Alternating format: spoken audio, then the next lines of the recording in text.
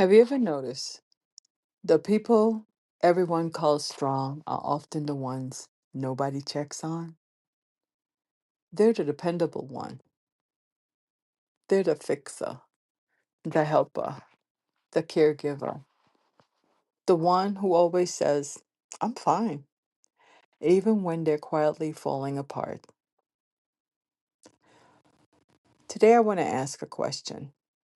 What if the greatest obstacle to your healing is the identity you spent your whole life protecting? Welcome to the Soft Landing Studio. Hello, friends. I'm your host, Cheryl D. Jordan. Thank you for choosing to spend this time with me. If this is your first visit, welcome. This is a place where psychology meets philosophy, where faith meets neuroscience, and where lived experience teaches lessons no textbook ever could. This isn't a podcast about becoming perfect, it's about becoming honest. Because healing doesn't happen when we pretend. Healing begins when we finally tell ourselves the truth. So, take a deep breath, slow your pace, and let's make a soft landing together. Let me tell you about someone. We'll call her Angela. Angela was everyone's hero. She raised her children, she worked overtime, she helped friends. She never missed birthdays, never complained. Everyone admired her. People would often say, I don't know how you do it. She'd smile, but inside she wondered the exact same thing.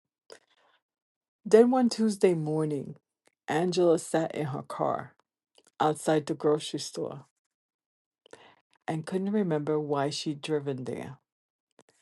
Not because she was getting older, not because something was medically wrong. Angela was exhausted.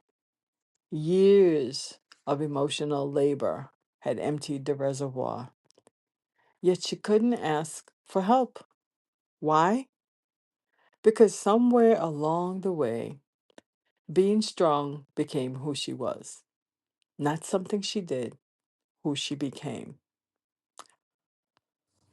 Maybe you've never had Angela's experience, or maybe you're listening while sitting in your own parking lot, wondering why everything suddenly feels so heavy. Psychologists call this identity fusion. It's when a role becomes so intertwined with your identity that losing the role feels like losing yourself. You're not just a caregiver, you become the caregiver. You're not just successful, you become the successful one. You're not just dependable, you become the strong one. And herein lies the danger. Every identity comes with rules. The strong one doesn't cry. The strong one doesn't need help. The strong one doesn't rest. The strong one doesn't disappoint people. Eventually, those rules become invisible prisons. So I want you to imagine carrying a backpack. Every year, someone places another stone inside. One stone for responsibility, one stone for expectations, one stone for guilt, one stone for perfectionism, one stone for fear. Eventually, you forget life wasn't supposed to feel this heavy. You think, this isn't just adulthood. It isn't. So let's think about one sentence that changed Angela's life. Her therapist asked, and yes, she was smart enough to get a therapist, realizing she also needed to be able to vent to someone. So a therapist asked, what if strength isn't carrying everything? What if strength is knowing what you were never meant to carry? Angela cried, not because it was profound, but because she'd never considered it.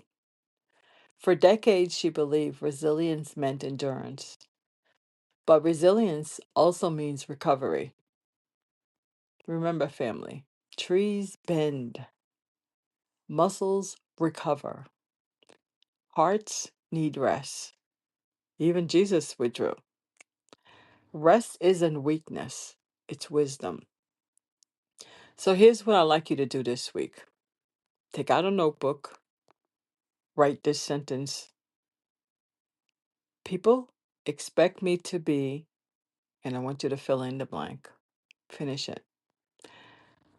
And after that, I want you to write another sentence.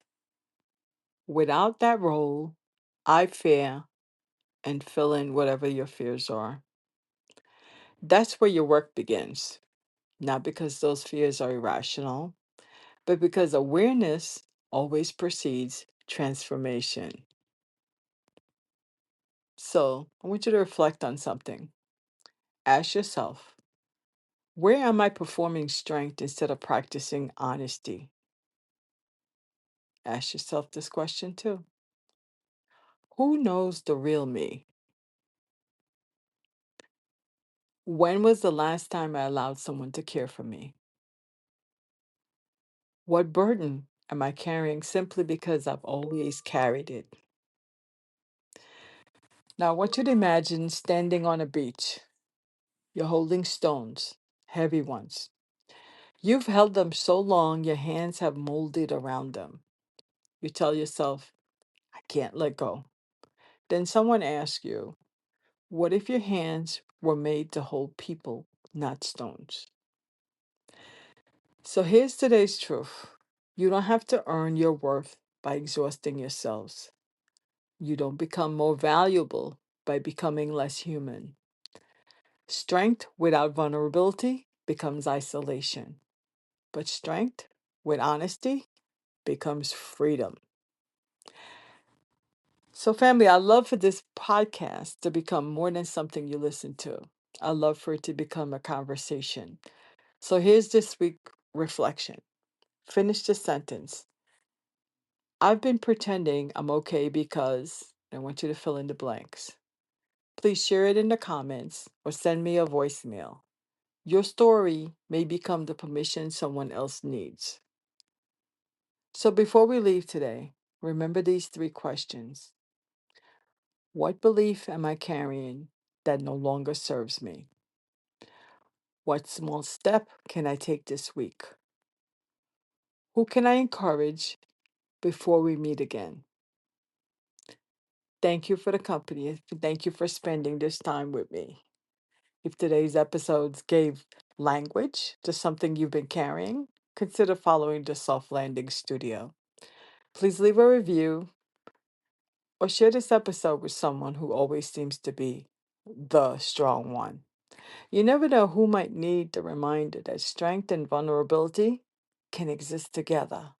Until next time, take care of your mind, be gentle with your heart, walk with purpose, and wherever life takes you this week, I hope you find a soft place to land.